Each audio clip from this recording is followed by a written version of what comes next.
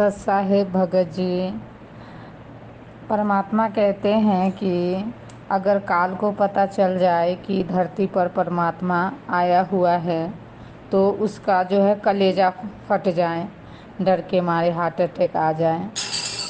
तो हम लोग को तो पता है कि परमात्मा है, परमात्मा आए हुए हैं, परमात्मा है। तो हमारे अंदर भी तो मन काल रूप में रहता है, सूक्ष्म रूप में रहता है, हमें भक्ति में परेशानी करता है, चाहे कुछ भी करता है। तो वो काल को पता नहीं है हमारे अंदर है, उसको पता नहीं है कि परमात्मा आया है। जैसे हमें विश्वास हो गया पूरा कि परमात्मा है, तो उसे भी तो पता चल गया होगा कि परमात्मा है। क्या उसे हमारे द्वारा नहीं पता चला होगा कि परमात्मा धरती पर आया हो?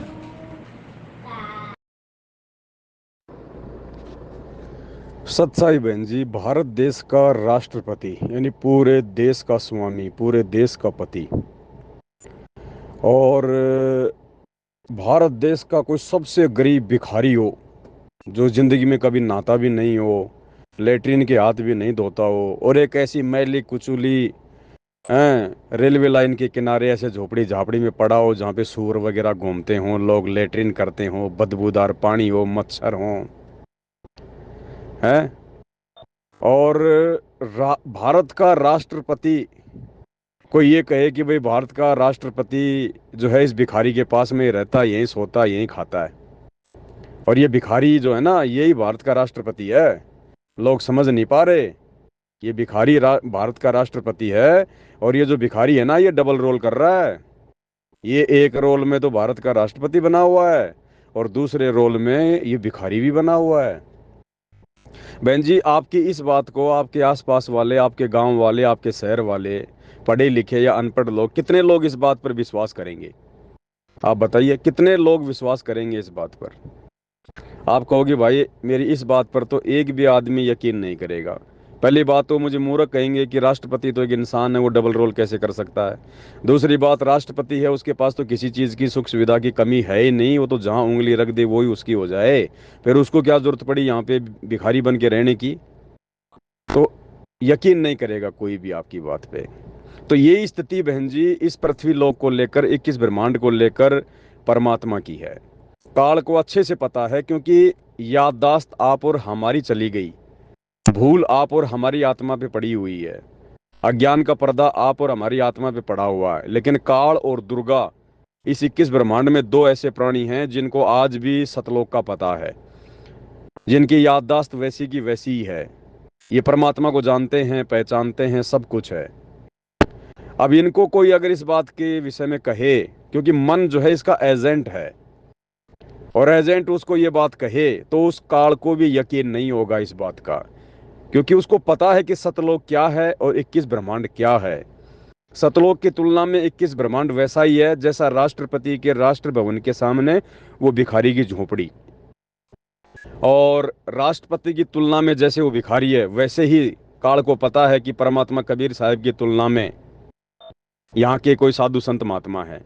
तो वो खाली उसको इतना आभास होता है कि जरूर या तो परमात्मा ने किसी को भेजा होगा, या तो वो होगा, या फिर ज्यादा से ज्यादा परमात्मा यहाँ आकर जिसको ज्ञान देते हैं तो परमात्मा का ज्ञान सुनकर थोड़ा बहुत कोई ज्ञान प्रचार कर रहा होगा, और वो मेरा कुछ बिगाड़ नहीं पाएगा। उसको पूरा यकीन है कि भगवान तो इस गंदे लोक में आ ही नहीं सकता, राष्ट्रपति तो भिखारी की झोपड़ी में सो ही नहीं सकता।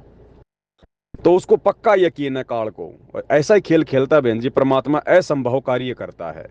इसलिए गुरुजी कहते हैं कि काल को भी विश्वास नहीं होता कि वो परमात्मा भी ऐसे गंदे लोक में आता होगा, इसलिए उसको यकीन नहीं है बहन जी। मन जो है काल नहीं है, मन काल का एजेंट है। अब राष्ट्रपति या प्रधानमंत्री अपने एजेंटों की हर बात पे यकीन थोड़ी करते हैं। जो उनको जचेगी उसी बात पे राष्ट्रपति जो है यकीन करेगा, बाकी वो सलाह देता रहेगा। तो मन अगर उसको बता भी देगा तो वो यकीन नहीं करेगा काल इस बात के ऊपर, कभी सौपन में भी यकीन नहीं करेगा। और दूसरी बात बहन जी, काल तो बहुत दूर की बात है। यहाँ खुद संत रामपाल जी के 90% भगत जो सतलोक आश्रमों से जुड़े हुए हैं, 27 साल से संत रामपाल जी चिल्ला चिल्ला के ज्ञान दे रहे हैं, खुद कह रहे हैं कि मैं भगवान हूं, मैं परमात्मा हूं, मैं भगवान हूं, मैं परमात्मा हूं। जब उनके खुद के भगत ही यकीन नहीं कर रहे कि ये संत रामपाल जी ही कबीर जी है, और संत रामपाल जी के रहते सहते वो दाढ़ी मूंछ वाले कागज के टुकड़े वाले कबीर जी की फोटो को भगवान मान के पूज रहे हैं, तो बताओ बहन जी, काल तो लाखों लाखों करोड़ों किलोमीटर दूर बैठा है परमात्मा से, उसको कैसे यकीन हो जाएगा कि संत रामपाल जी परमात्मा है? ये तो यकीन उनको होगा जिनको संत रामपाल जी यकीन करवाना चाहेंगे। गोता मारूं सुरग में, जा बैठूं पाताल, गरीब दास ढूंढता फिरूं अपने हीरे मोती लाल। तो ये साध संगति से जुड़े हुए आप और हम सत्सेवक भाई बहनों का परम सौभाग्य है, जो परमेश्वर जी ने हमारे को अपनी पहचान करवाई, और हमें यकीन हो गया है कि हमारे गुरुदेव स्वयं ही परमात्मा है, स्वयं ही कबीर जी हैं। बहन जी, खेल ऐसा है ये।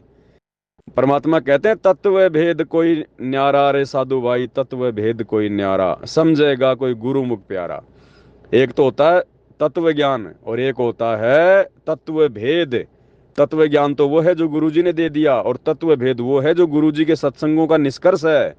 तो उसको कोई बिरले ही समझ पाएंगे, कोई बिरले ही जानकर अपने गुरु को भगवान मान पाएंगे। तो बहन जी, ये इस तरह का खेल है, ये परमात्मा की दया है जो हमें समझ में आ रहा है। अन्यथा बहन जी, आप किसी पढ़े लिखे आदमी को, किसी मुख्यमंत्री को, राष्ट्रपति को, इनको तो अपने बहुत अच्छा शिक्षित मानते हैं। आप गांव के सरपंच को जाके कह दो कि हमारे गुरुजी भगवान है, नाम दीक्षा ले लो, आपको कहेगा, मूर्ख आदमी, कहाँ से पैदा हो गया तू? इंसान कभी भगवान हो सकता है क्या? तो काल को कहाँ से यकीन हो जाएगा बहन जी?